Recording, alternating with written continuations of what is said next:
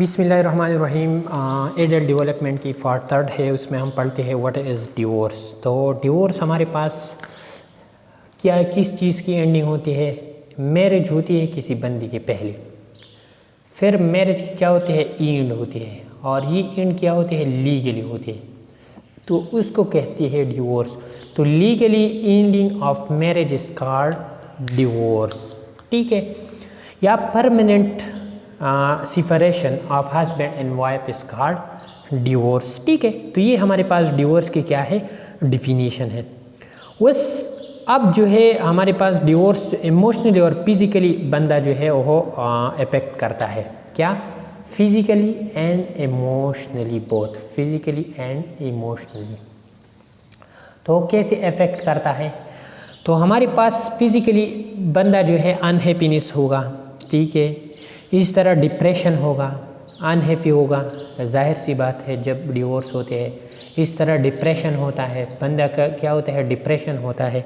इसके साथ साथ हेल्थ रिलेटेड प्रॉब्लम होती है, फॉल्स इंटीमेसी और सब्सटेंस एब्यूज़ भी कभी कभार बंदा क्या होती है? सब्सटेंस एब्यूज़ स्टार्ट करते हैं। अब सोशल लाइफ में हमारे पास क्या होती है? लोनलीनेस होता है, लॉस्ट सोशल नेटवर्क होता है, फेडिंग रिलेशनशिप विद कोवर्कर, मतलब है कि प्रॉपर रिलेशनशिप में, लेकिन सोशली ये क्या होते हैं? आइसोलेट। सोशल हमारे पास क्या होते हैं? मेन क्या चीज़ होते हैं? आइसोलेट। जब कोई बंदा आइसोलेट होता है तो उसके साथ साथ क्या होगा? लोनलीनेस होगा ना, सोशल नेटवर्क भी लॉस होगा, और क्लोज फ्रेंडशिप से डेस्टिनेशन या डिस्टेंसिंग फ्रॉम क्लोज रिलेशनशिप, और कांटेक्ट विद चिल्ड्रन भी क्या होगी? कम होगी। तो ये सोशल लाइफ पे उसके क्या असरात होंगे, ठीक है। और इस तरह हमारे पास फिजिकली और इमोशनली भी उसके क्या है? असरात है। अब बहुत ज़्यादा इम्पोर्टेंट टॉपिक है कि चिल्ड्रन पे क्या असरात होगा। तो सबसे पहले आप लोगों को पता है कि चिल्ड्रन क्या होगी? आइसोलेट होगी, तो उनको एक फॉल्स इंटीमेसी, वो इमोशनली उसकी असरात भी होगी। हमने एक चीज़ पढ़ा था, इनिशिएटिव वर्सेस गिल्ट। तो ये बच्चे क्या फील करेगा? गिल्ट फील करेगा, ठीक है। आइसोलेट होगा, उसका जो परफॉर्मेंस वो बिल्कुल क्या होगी? डिक्रीज़ होगी, पुअर होगी, क्योंकि उसके माँ बाप नहीं है, ठीक है। इसी तरह ये जो बच्चे हैं ये सोशल एक्टिविटी वो भी उसकी तकरीबन लॉस होती है और उसमें इंटरेस्ट नहीं लेते। तो सोशल एक्टिविटी भी उसकी क्या होती है? कम होती है। और इमोशनली ये बहुत ज़्यादा क्या होती है? सेंसिटिव होती है। इमोशनली सेंसिटिव का मतलब ये है कि थोड़ी सी बात पे ये खुश होते हैं, और थोड़ी सी बात पे ये क्या होती है? खफगा, परेशान होता है वगैरह। तो ये इमोशनली क्या होती है? सेंसिटिव होती है। और उसको हेल्थ की जो प्रॉब्लम है वो बहुत ज़्यादा होती है। हेल्थ प्रॉब्लम उसकी क्या होती है? बहुत ज़्यादा होती है, क्योंकि प्रॉपर उसको टाइम वगैरह ये सब नहीं मिलता। और इसके साथ साथ उसका फैमिली जो यूनिट है वो भी डिसमिस होता है वगैरह। तो ये सब क्या है? उसके बहुत ज़्यादा असरात है, ठीक है। अब हम आते हैं एडजस्टमेंट की तरफ, कि अब हमारे पास डिवोर्स हो गया तो एडजस्टमेंट कैसा होगा, ठीक है। एडजस्टमेंट बहुत ज़्यादा इम्पोर्टेंट चीज़ है, और हमारे पास जो डिवोर्स है ये बहुत ज़्यादा हमें देखने को मिलेगा। कहाँ मिलते हैं? हमारे पास United State of America, US में ये बहुत ज़्यादा होती है, ठीक है। और हमारे पास जो है एक जुमला है, वहाँ लिखा गया है कि because divorce is repellent with loss resulting from the multiple changes in family life. उसमें बहुत ज़्यादा क्या होती है? बहुत से चेंजेस होती है लाइफ में। तो ये बहुत ज़्यादा क्या है? एडजस्टमेंट बहुत ज़्यादा चैलेंजिंग है। क्या है? चैलेंजिंग है, मतलब है कि बहुत ज़्यादा मुश्किल काम है।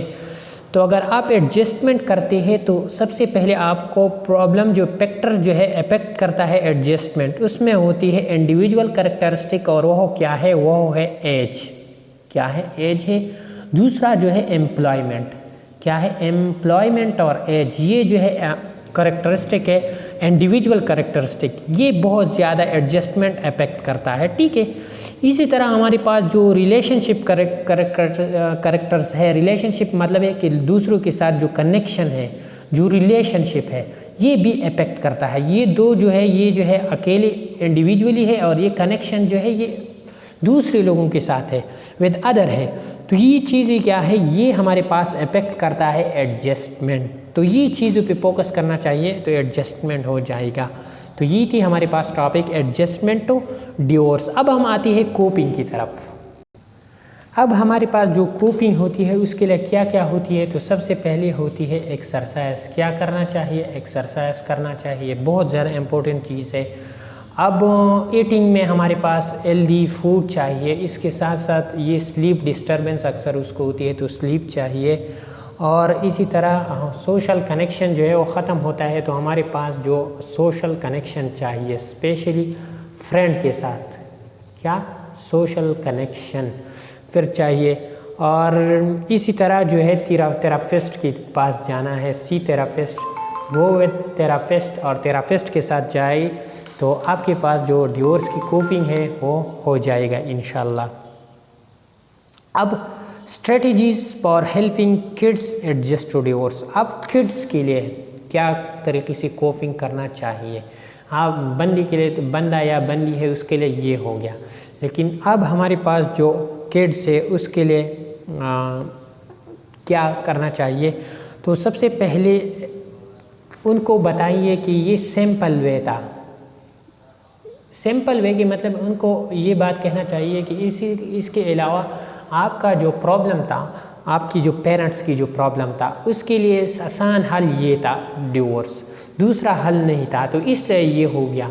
तो सबसे पहले उनको ये बात बताना चाहिए, ठीक है। दूसरा जो है रीअश्योर, क्या उनको रीअश्योर करें कि कोई बात नहीं है, ये हो गया और ये ऑलवेज होता है, और उसको एक्सप्लेन करें, रीअश्योर एंड एक्सप्लेन कि ये ऐसा हो गया, कोई बात नहीं है और फ्यूचर में आपके लिए क्या क्या करना चाहिए, ठीक है। तो रीअश्योर और एक्सप्लेन, ये दो चीज़ होगी। तीसरी चीज़ जो है टॉक अबाउट इमोशन, ठीक है। इमोशन के बारे में, उसका जो इमोशन है वो एंड कंट्रोल करे, ठीक है, क्योंकि बच्चे इमोशनली अनस्टेबल होती है तो उसका जो इमोशन है वो क्या करे, उस सरकमस्टांसेस में, इस सिचुएशन में क्या करे, नेचुरली फील करे, ठीक है। इस तरह reassure your kid that the divorce is not their fault, ये बहुत ज़्यादा इम्पोर्टेंट चीज़ है। नॉट योर फॉल्ट, बच्चों को बताइए कि आप लोगों की वजह से नहीं है, ये उनकी अपनी ही वजह से ये डिवोर्स हुआ है।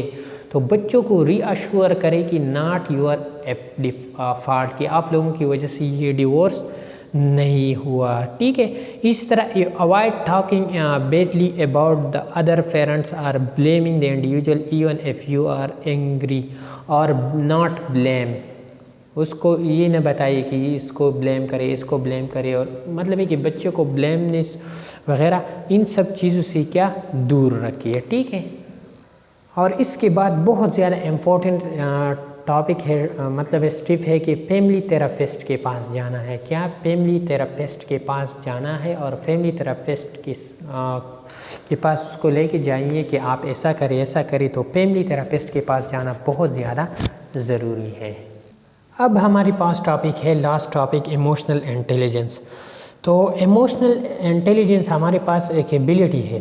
क्या है ये? एक एबिलिटी है टू अंडरस्टैंड इमोशन, कि हम किस तरीके से इमोशन अंडरस्टैंड करते हैं। Ability to understand emotion is called emotional intelligence. तो ये हमारे पास क्या है? इमोशनल इंटेलिजेंस ये एक एबिलिटी है जो अंडरस्टैंड करते हैं या मैनेज करते हैं। अंडरस्टैंड की जगह मैनेज का टर्म वर्ड्स भी यूज़ हो सकती है, ठीक है।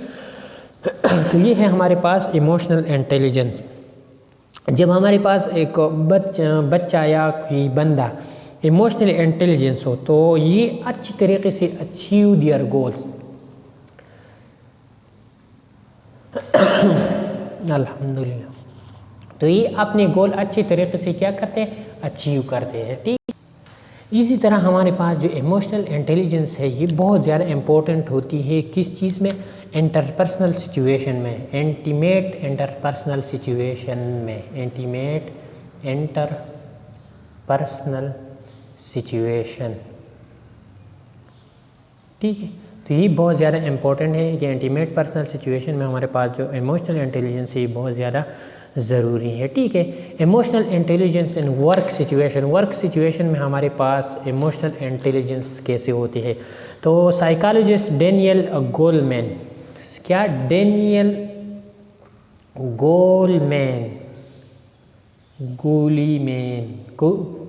कोई इसको गुलीमैन कोई गोलमैन कहते हैं। ठीक है, उन्होंने 1990 में कुछ बातें की और वह बात ये थी। तो सबसे पहले उन्होंने कहा कि इमोशनली इंटेलिजेंस बंदा क्या होगी, सेल्फ अवेयर होगी। क्या होगी, सेल्फ अवेयरनेस। इस तरह उन्होंने कहा कि सेल्फ रेगुलेशन, दूसरा जो चीज़ था वो क्या था, सेल्फ रेगुलेशन। दो बातें हो गई। तीसरा उसमें क्या होगी, एम्पैथी होगी, बहुत ज़्यादा एम्पैथी उसमें होगी। और चौथा जो है उसमें क्या होगी, सोशल स्किल होगी। क्या होगी, सोशल स्किल होगी। तो ये बहुत ज़्यादा emotional intelligence in work situation में हमारे पास ये सब होगी। ठीक है, तो ये थी हमारे पास चैप्टर नंबर 6 एडल्ट डेवलपमेंट, ये ख़त्म हो गया। इंशाल्लाह नेक्स्ट पढ़ेंगे हम हेल्थ साइकोलॉजी। Thank you, वस्सलाम।